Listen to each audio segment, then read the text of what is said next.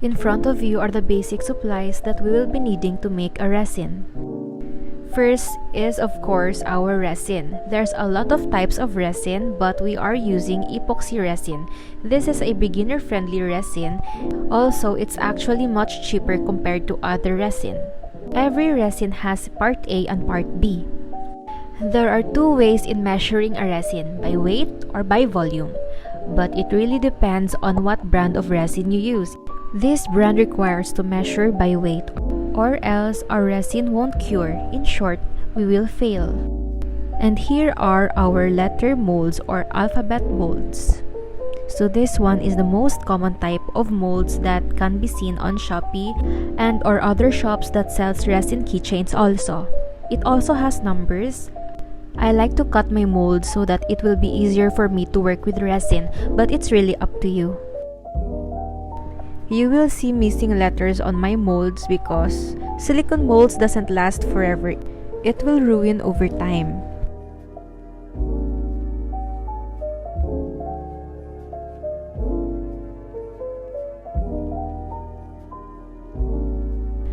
I also have molds for coasters. There's a lot of designs on Shopee, but these are the top 3 that I chose. I also have the smaller one. It looks small but it really serves its purpose. Here's a milk tea cup for reference.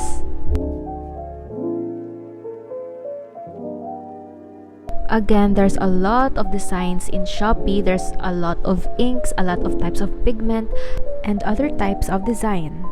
But if you have limited budget for your resin business, I suggest you buy mica powders, the flakes, pigment, and flowers. The mica powders I bought was already in set, yet it's also available individually. Most of my supplies are bought in sets so I can save money. At the same time, I can offer different choices to my customers or clients. These mica powders are very pigmented as seen on the video, but we will actually be needing very few from it and we can adjust the intensity of the color. It is also possible to come up with a pastel color. These are my petals. These are the cheapest that I found yet has high quality, and by the way, these are real flowers. And before I completely forget, we will be needing gloves to protect our skin. We will also be needing popsicle sticks to mix our resin. I use popsicle sticks since it's more eco-friendly and I can reuse them. In this video, I will be using my old molds. I'm keeping the fresh one. And I also forgot we have Zodiac Signs. I use this as an accent to my keychain, but some shops use this to sell Zodiac Sign necklaces.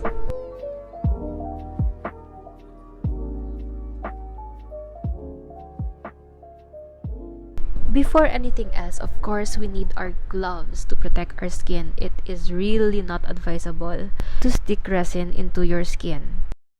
These are actually gloves used in washing the dishes, but it's fine. Okay, so the show must go on. We are measuring our resin by weight, hence the measuring scale. And by the way, this measuring scale is very important that I cannot make any resin without it. I already tried using the manual or normal weighing scale, but my resin didn't cured. Here I am pouring 30 grams of our part A, but I accidentally poured 30.1, which is okay. Because usually, as seen on videos and other tutorials, they say that it must be really precise. But I have messed up measuring my resin how many times already, but still it works. Or maybe it depends on the brand of the resin you use. Let me press stir to start over. And for our part B, I'm gonna pour 15 grams and still I messed up 0.1, so it's 15.1, which is still okay. I want to be careful in pouring or measuring my resin because once you mess up big time, you have to re-pour the part A or worse, start all over again once you forgot the measurements.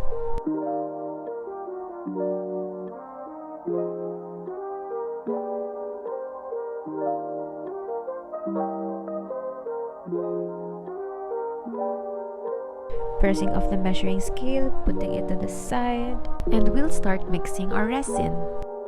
So when mixing our resin, we have to be careful. You also have to mix it slowly and precisely. Poor handling and mixing the resin would result to bubbles or worse, uncured project. Pouring in a resin mixture to letter B, again I'm making one keychain and one coaster. Just to show you the process of it. Just pouring in, make sure you don't overflow it because we will still be putting some designs. Again, there's a lot of designs you can place inside the resin. You can mold your hair, you can mold anything you want.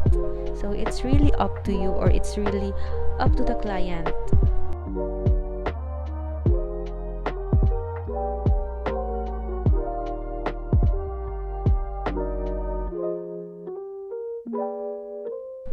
Another trick is also using another type of flower to make your keychain interesting.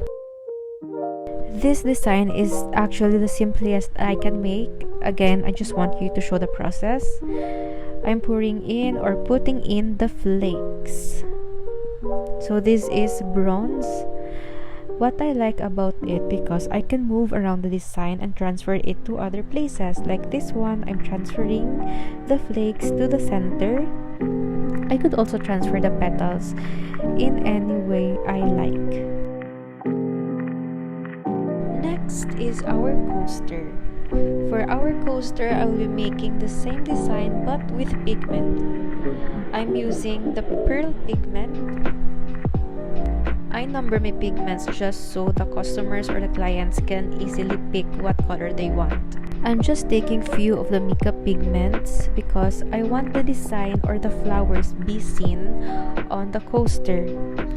I can also pour a lot, but I cannot pour too much because the resin won't cure. Just mixing the pigment slowly and surely, again to avoid bubbles. When making a resin project, it usually requires a lot of patience, but don't worry, you will get there.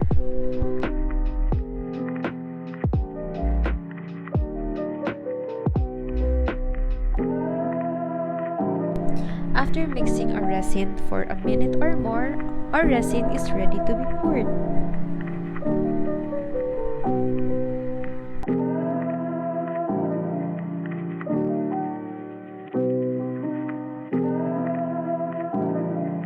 I like to scrape the sides of the cup to make sure that there's no much waste with our resin.